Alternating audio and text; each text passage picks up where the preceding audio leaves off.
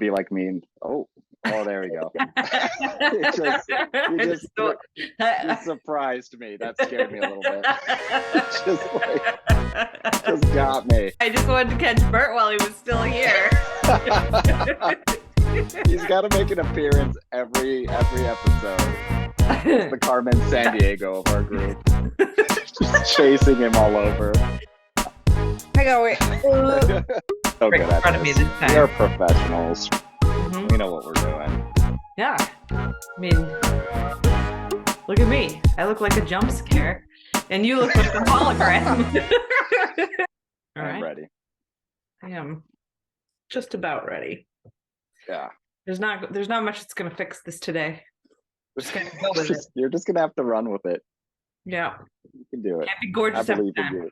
I had scheduled my vax to the max yesterday, which is why I am clammy and not myself. But yeah, my pin cushion of a shoulder. Oh my gosh. Achy, a little clammy, possibly feverish.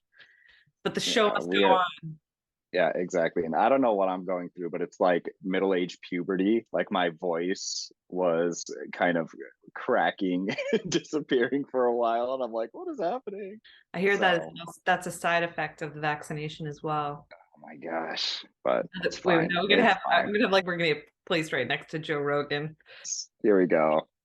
Like this is actually a cup of bleach just to make sure I don't get COVID. just cheers. Yes, to staying healthy.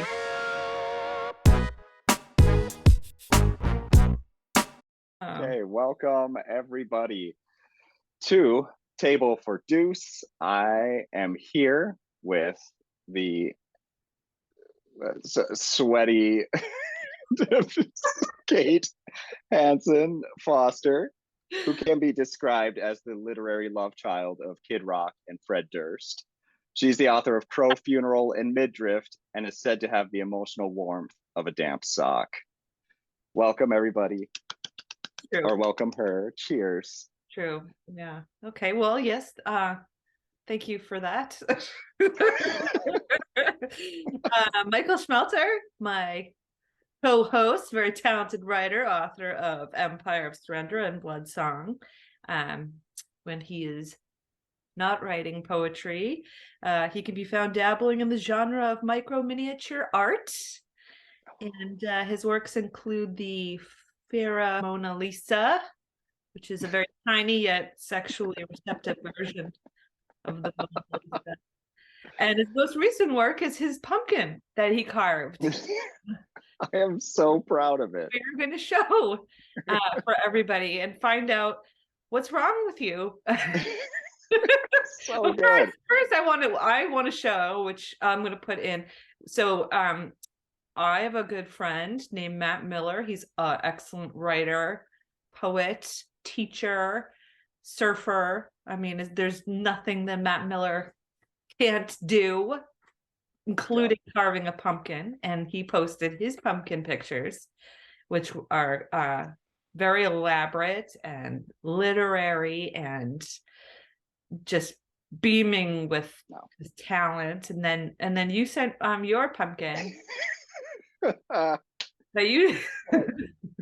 I used to try. Tell us a little bit about the impetus behind your pumpkin, Michael.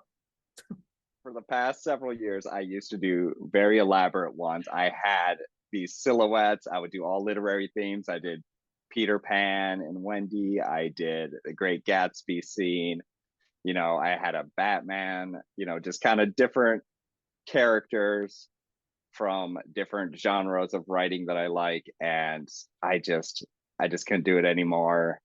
And the kids and Lydia are at the table and they have these nice little store-bought like printout ones where they're doing it and it's all cute. And I just have this big pumpkin and this tiny little butthole of a face just right in the middle of it. What did you carve it with a needle?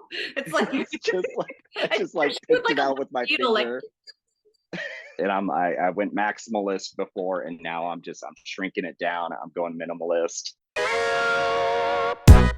we wanted to say a little bit of something about Gerald Stern. I am not. He passed away just a couple days ago, a few days ago, October 27th, and I've read some of his work. I can't say I'm an expert by any means, but his poem "Lucky Life" from the book is one of those poems. When I first read it, just has stuck with me ever since. And the last bit of it is one that I often imitate and take stylistically for the repetition, and just a lot of the things that he does. I love the rhythms of it, and I love the repetition of it, and I've used that technique over and over because of that poem. So I just wanted to read the last bit for everybody. Once again, Gerald Stern's "Lucky Life." Lucky life is like this. Lucky there is an ocean to come to. Lucky you can judge yourself in this water. Lucky the waves are cold enough to wash out the meanness. Lucky you can be purified over and over again. Lucky there is the same cleanliness for everyone. Lucky life is like that. Lucky life. Oh, lucky life. Oh, lucky, lucky life. Lucky life. That was a bit by Gerald Stern. So a big toast to Gerald Stern, wherever you are. Cheers. Cheers to Gerald Stern. I'm no expert by any means, but it's always nice to have one poem that really stands the test of time. I think that was written in the 70s, if I'm not mistaken, like early 70s. So, I mean, a poem that's that many decades ago that is still so impactful to individuals and people collectively. So I just think kudos and what a wonderful piece. All right. A little moment of sincerity from us. Yeah. It's like shockingly uncharacteristic, but he had to say something. I did like the repetition in that poem, because the poem that we chose for today has repetition as well. Maybe not quite as obvious. Cornelius Eady's "Crows in a Strong Wind." Let's do it. Let's go. Ready? All right. You gonna toast it or roast it? Let's find out. Let's find out. Here we go. Another edition of the Toast or Roast. So, "Crows in a Strong Wind" by Cornelius Eady. Off go the crows from the roof. The crows can't hold on. They might as well be perched on an oil slick. Such an awkward dance, these gentlemen, in their spotted black coats. Such a tipsy dance, as if they didn't know where they were. Such a humorous dance, as they try to set things right, as the wind reduces them. Such a sorrowful dance. How embarrassing is love when it goes wrong in front of everyone. This is a poem that is actually from Cornelius Eady's second book of poems, I believe, which is called "Victims of the Latest Dance Craze," and it's a book that's very thematically based on dance. So, for just a little bit of context there, I don't know if we really need it to discuss this poem, but it does come from a book that talks about just the human instinct of dancing and that kind of thing. I do like the poem. I like the ekphrastic nature of it. I do know, because I am a fan of Cornelius Eady, I do know that his work is largely informed by the modernist poets, and so I see that in this poem very, very much, how he is taking just a simple moment in time and very minimalist language,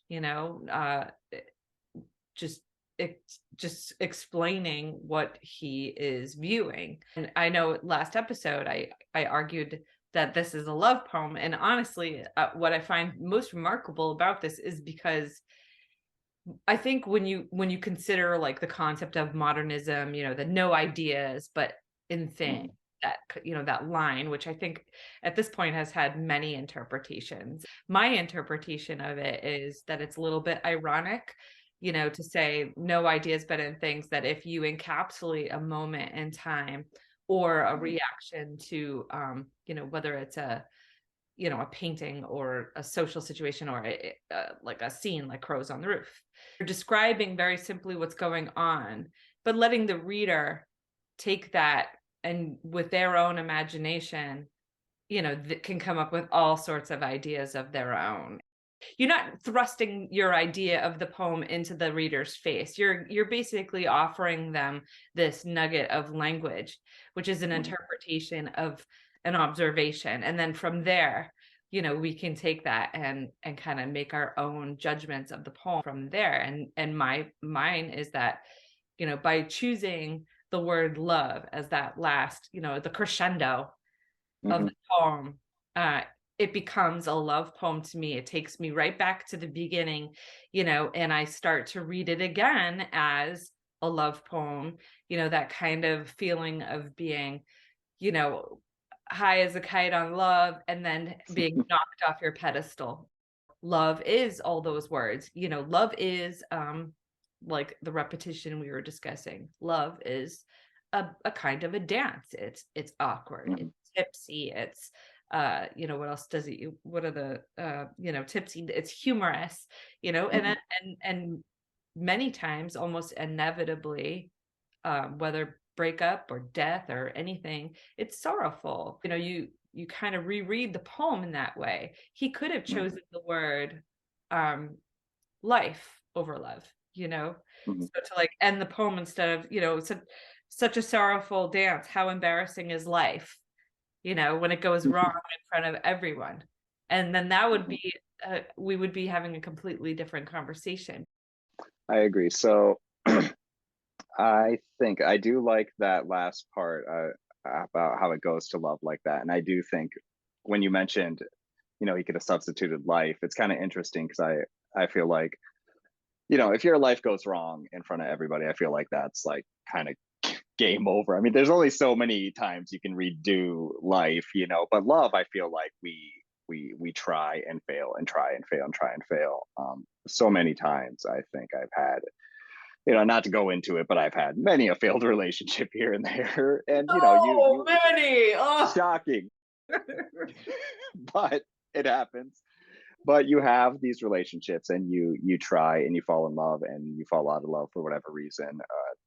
And you have these moments where it's like you do so in very public ways and a lot, and I love that it's in front of everyone. I love that last line about it being in front of everyone, because when you wrap yourself, with someone, you start sharing common groups. They meet your family, or you have different friend groups that kind of merge in all this stuff. And when it goes bad in front of everybody. So I do love that notion. I do think it's very accurate and embarrassing and awkward, and it has all those kind of aspects of what Eady describes in the Crows movement and the dance. So I do like that. I had a question for you. I actually did a little bit of research into the poem, and I even people read it. People read it as a funny poem, which I didn't. So I was very curious if you read it as kind of a funny poem. Like tonally, I don't get really funny at all. So I was very curious why other funny people how did. did you like, was there any context to like the humor in it, I literally think they were just playing off the some of the words, the humor. like the awkward dance, humorous dance, tipsy. There's a lot of these words that kind of imply humor, and the image I assume a lot of us have seen birds kind of struggling in wind. So there is that kind of absurdity to that too. So I get that it is a humorous image, but I would never describe it as like a funny poem or a humorous poem. No, I didn't read it as a funny poem. I read it more as, well, for one, the world is always in motion, right? Mm-hmm. It's constantly moving. We are constantly rotating and moving, and to dance. That's just Mm-hmm. kind of like a strange human urge. The human act of dancing can be hilarious, just as much as it can be an art. But I do think it's a human Mm-hmm. urge just as much as love is. Mm-hmm. And clunky too, if you're, especially approaching love, not really understanding what you're feeling, or trying to get a grip of how to handle, or whether it's falling apart on you or Hmm. whatnot. It can be perceived, I guess, as funny. But I think that this is what I love about the language of this poem, because it is all those things. Yeah, I guess it's funny. Hmm. It is also awkward. It is also, I loved the choice of tipsy over intoxicating, because Hmm. intoxicating is such an often adjective that's used Yeah. when describing love. And this is different. This is, it's tipsy, you're clunky, you're totally not getting it right, but you're trying and you're feeling something, and trying to get your bearings. And so no, I don't read it in its entirety as a humorous poem, but I can Hmm. see, I do like how Eady brings in all these different adjectives to describe the situation, which are so different and yet so true Hmm. holistically. I like a lot of the language in the poem. Like you said, I do really enjoy that it is tipsy and not drunk.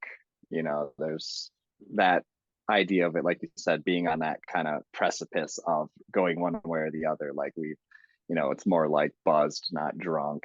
There's that kind of euphoria that you can get right at that moment before you either become absurd Yeah. or you become sober. Yeah, it's like to be tipsy opens up the ability to misstep.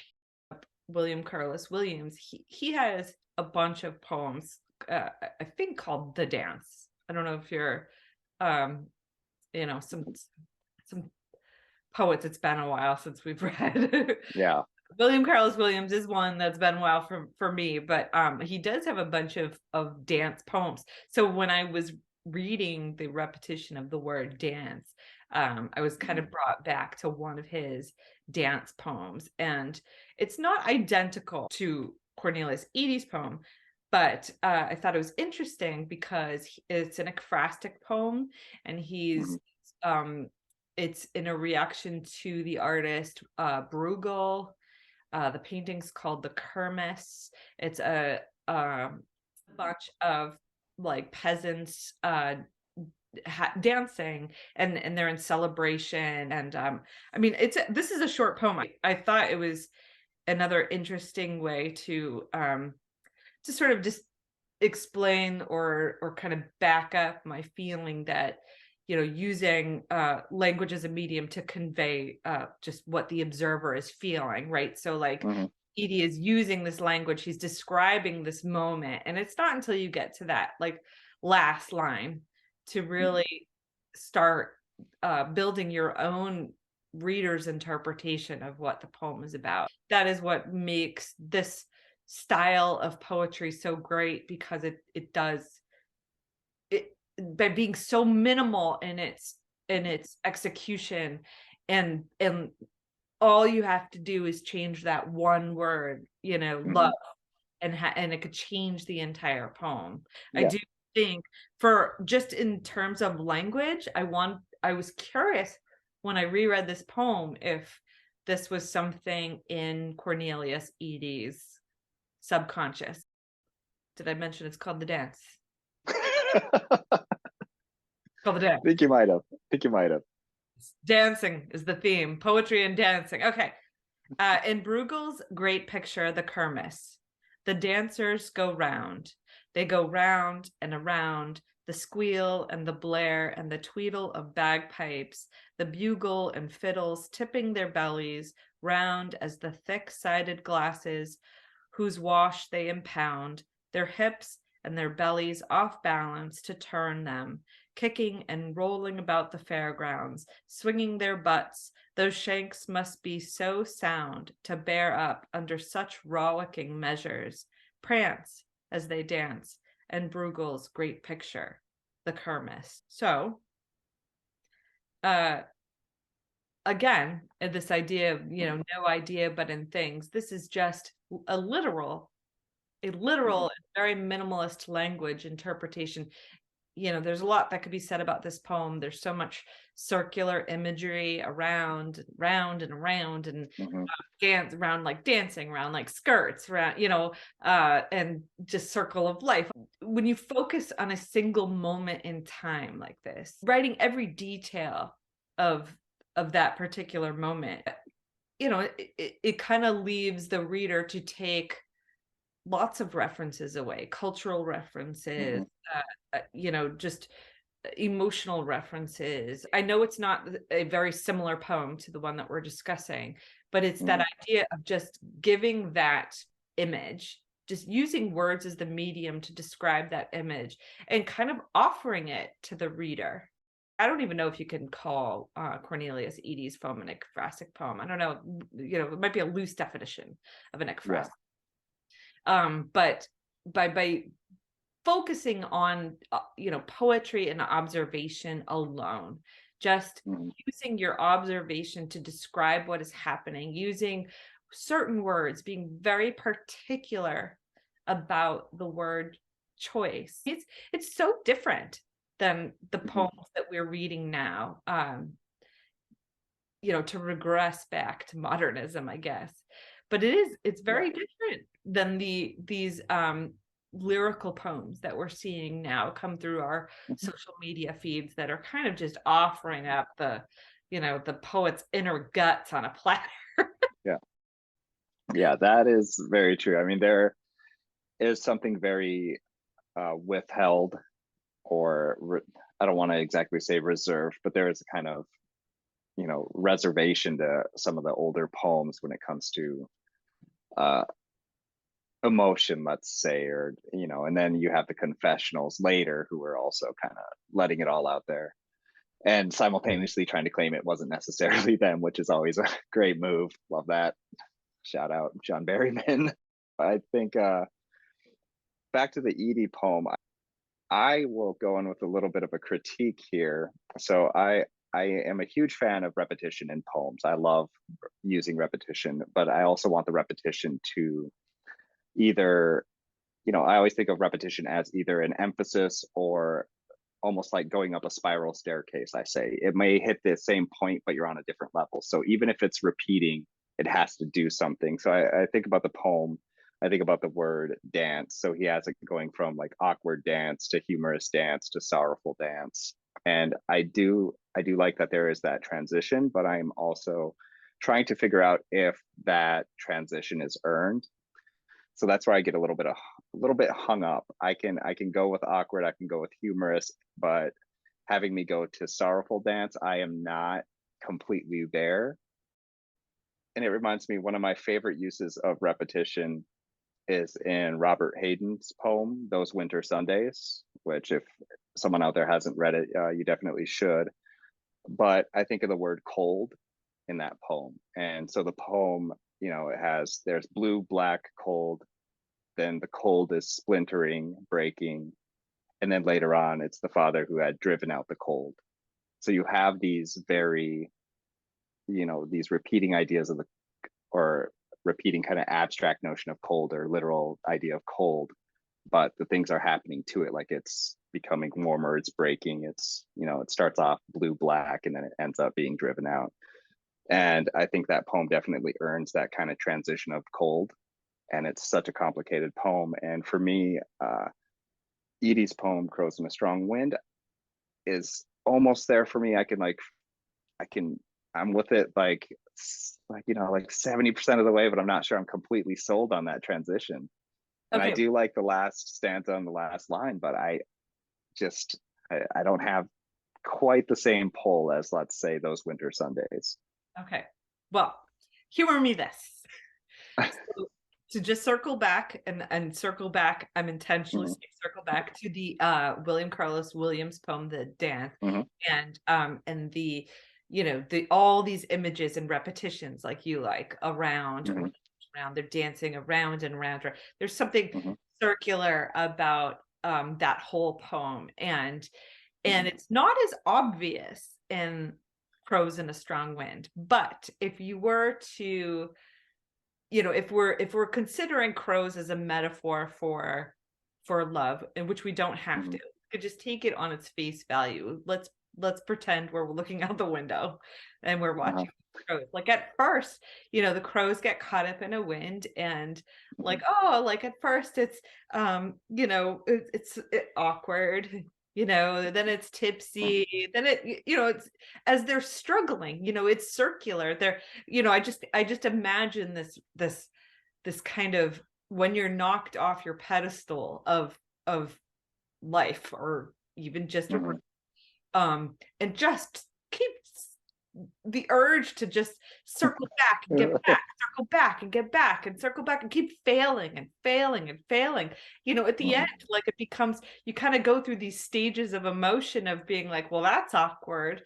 Well, that's, they look tipsy. Well, this is kind of funny, to the, at the end being like, if they're not getting their shit together, like, that's sad. Like, they never Yeah. quite found their way back. And so I kind of get that, those stages in Mhm. the poem, those sort of, if we're comparing it to being human, whether it's love Mhm. or any other situation. And that's why I do love, I keep going back to it, loving that word choice of choosing Mhm. the word love over life. Because if you chose life, people can insert whatever they feel, a new job, Mhm. or any kind of part of just living, and being kind of knocked down no matter how hard you try.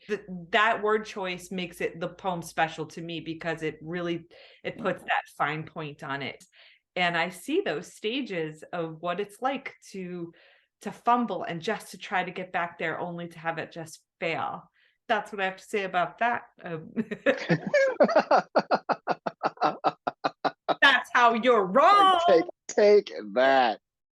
I hear what you're saying. I hear what you're saying. It's, Mhm. it's a jolt, just sort of a Yeah. very, very much unexpected uh jolt in this observational poem, Mhm. that's just painting a picture of a very simple scene that we've all probably seen sometime in our lives. And I Yep. do think it's that last line that Mhm. surprises people, and then it makes people turn inward. So you're watching like an outward scene, and then you kind of introspectively take it in and process it through your own experiences, and that's how it Mhm. becomes meaningful to the reader. There's a lot that I really do enjoy in the poem, obviously, and it's like it's always funny when you're talking about a poet who's essentially living legend at this point, and it's just like, hi, I'm on a YouTube show, welcome. There's definitely, I love a lot of the language, like I said, and I think my favorite line of the piece actually is, as the wind reduces them. I Yeah, love that word, reduces. Like, yeah. that is just something I would have never thought to express in that way, and I think that line is gold for me. I just love it. Who knows if we were going to talk about this, but the Twitter controversy of everyone losing their blue check mark on Twitter because of the whole like Elon Musk thing. It's very similar to me watching discourse online about, everyone scrambling. They're going to lose their Yes. blue check mark. And, it's kind of, when you're getting knocked off your pedestal, it's a very Mhm. desperate, the desperation is real. And I feel that in this poem, the Yeah. desperation of watching these crows struggle to get back to where they once were. And it's just not going to happen. Yeah, I really like the fact that you brought up Twitter and the blue check marks, though, because now every time I read this poem, I'll just think of all the writers scrambling online, trying to hold on to a little semblance of clout and following. Bluebirds in a strong wind by every Twitter poet. All right. Well, are we No. ready to, are you feeling ready? All right, I'm ready. I am ready. All right. Well, So, obviously I'm going to go first. I chose, okay. I love Cornelius, Eady. I love this poem. It's a special poem to me. I Yeah, love prose. So you did. I definitely chose this poem. Oh, Yes, that is woo. I choose toasting. So your turn. Fantastic. Well, there is a lot I like about this Friendships on poem. the line. Friendships on the line. Just all right, go on. So there's a lot of like about the poem. Like I said, the language is great on some of these lines. I love the image, the gentleman in their spotted black coats. I love the wind reduces them. I like the word tipsy and embarrassing. There's this, it's not like detrimental, it's embarrassing. It's not necessarily something that ends your whole life, but it is something that, it's your pride and ego are on the line. But I will say I enjoyed our talk about the poem more than the experience of sitting and reading the poem by myself. So I have to admit I am gonna lean. I'm gonna roast this one, my very first roast. It's a little bit on the roasty side, and not strongly. It's not one that I had a visceral negative reaction to. Obviously, it's a strong poem in its own way, and I can see why people would love it and would want to toast it. I get that. I For me personally, like I felt there was just one little tiny bit missing, possibly in the context of the whole book. If it's a more of a thematic book, I can see it being in there kind of as a connective tissue of sorts, but as an individual piece, I was not able to fully get on board. I do understand the connective tissue of thematic collections and how this fits within its own collection, and how you have to, when you're extracting a single poem from something that is within a particular intention of threading something, that it Yeah. could not have the intended impact. But Yeah. I disagree with you. Friendship is over, and then we'll just have to.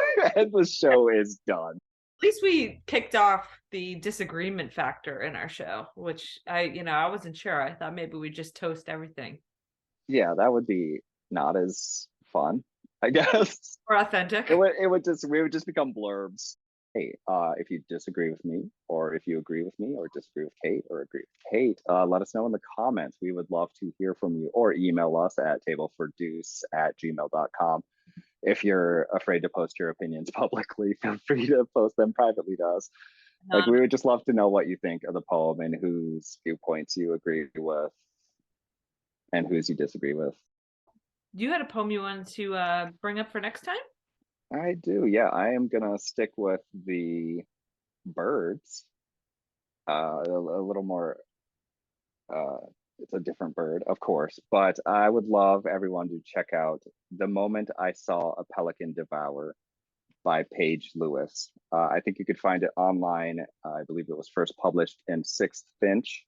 Space Struck by Paige Lewis is one of those books I think everyone should have. It came out, what, 2-3 years ago, 2019. I think it is. I don't even know how much press or praise it received, but regardless, no matter how much it did, I think it's underrated. It deserves to be read widely, and there needs to be a Paige Lewis resurgence of this book. Okay. I'm very unfamiliar with their work, so I'm ready to dive in. It's so good. But that's my opinion. We'll see if you agree. So this will be interesting. Yeah. So I don't know. All right. Ooh. Well, I think that's it. I think that's everything we got. Let us know. Like I said, email us, table4deuce@gmail.com. Like us on Facebook. Subscribe to our channel. Like, we actually got 2 new subscribers, which is woo! Look at that. And I'm still working on the podcast. I have a little hiccup, but this is why I married a technical genius. So we're working on getting that podcast going. But the first episode is up on podcast, Apple Podcast, and we will have the subsequent episodes also funneling down that channel for people who don't want to see our face, which I totally understand. We're both just visual monsters at this point. It's fine. Right. Well, thank you very much, as usual, Kate. Yes, it was a delight. And till next time. All right. Till next time, everybody.